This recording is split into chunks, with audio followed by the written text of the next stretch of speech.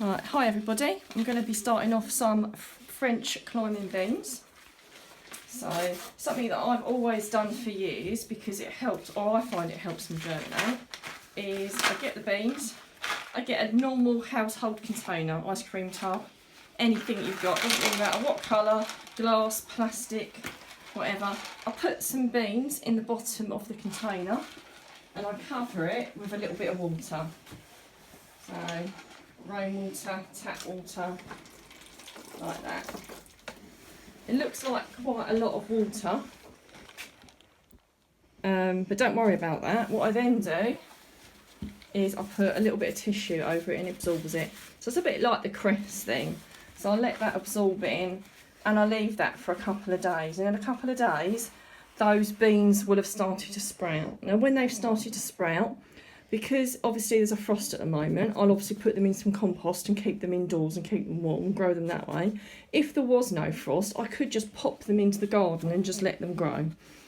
So if when you put the water in, it's absorbed, you know, a few hours later, it looks like there's too much water, then just pour it off, because obviously you don't want to drown them, but they can actually be quite submersed, you know, overnight, say, to let them absorb the water, and then they're more likely to germinate.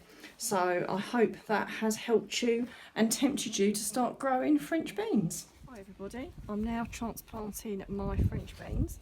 If you remember the last video, we put the beans in a tray, we soaked them with water and put a bit of tissue over them, and then waited for them to sprout. Now they've sprouted, you just fill a tray with compost, you make a hole with a knife.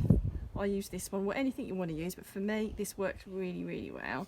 And then you pop the bean down, just down as deep as the bean. So the bean is that big, so you have that much compost above it, roughly the size of another bean.